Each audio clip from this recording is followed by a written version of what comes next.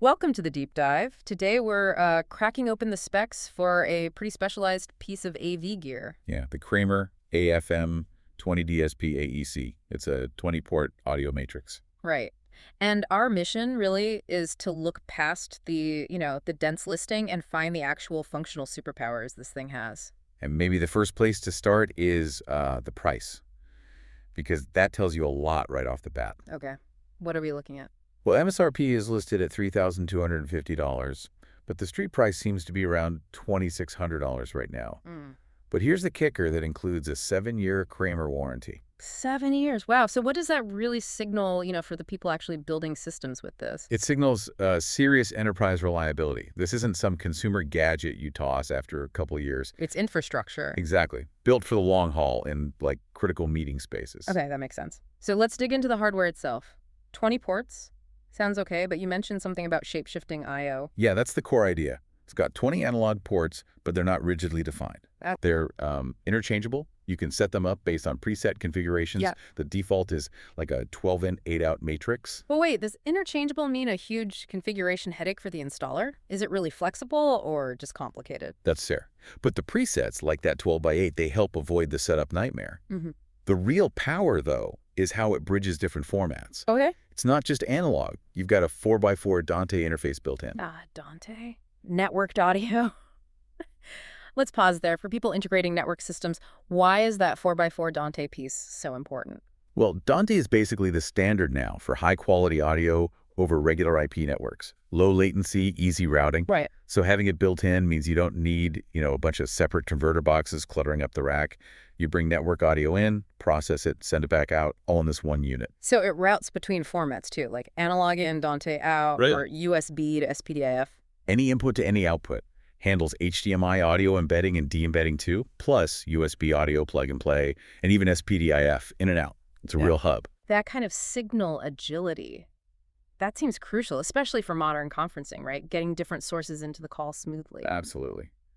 Which brings us nicely to the AEC part of the name. Acoustic echo cancellation. Exactly.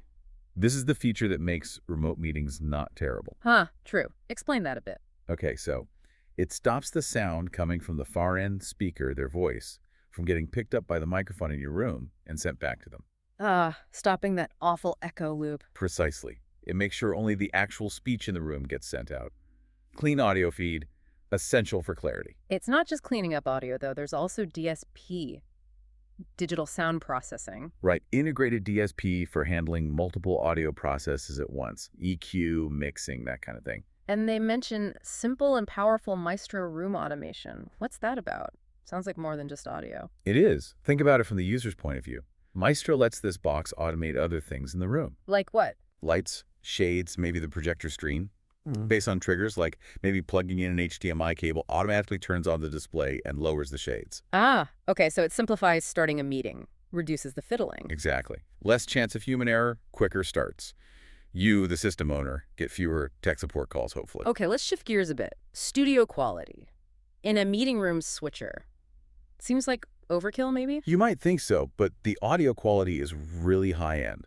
They specifically mention using the latest Gen 32-bit advanced DECs. DSC, digital analog converter? Right. That architecture gives you excellent dynamic range and really, really low distortion. So the audio capture and playback is pristine. Okay, so high fidelity is covered. But there's one more hidden power you mentioned, an amplifier. Yeah.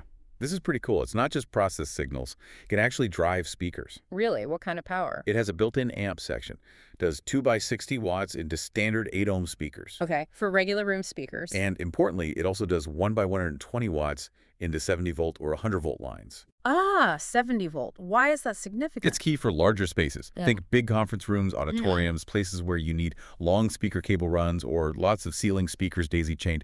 This box can drive those directly. And you can route any processed audio channel to that internal amp. Yep. Any port can feed the amplifier. So it really centralizes everything. So let's zoom out. We've got this highly configurable box, interchangeable ports, AEC for clear calls, DSP for processing, Dante networking built in, high-end audio conversion. Maestro automation, and a power amplifier for 8-ohm and 70-volt systems, all crammed into a single 1U rack unit. Right.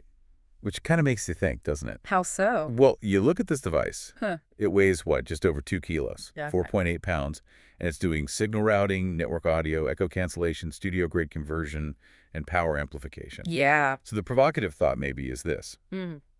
Has the humble Audio Matrix switcher evolved beyond just switching? Is it becoming the actual single central brain for the entire collaborative space? Consolidating a lot of separate boxes into one. Think about what you could potentially pull out of your equipment rack if one device handles all of that. It's a pretty powerful proposition. Definitely something to chew on for anyone designing these systems. Thanks for breaking that down. My pleasure.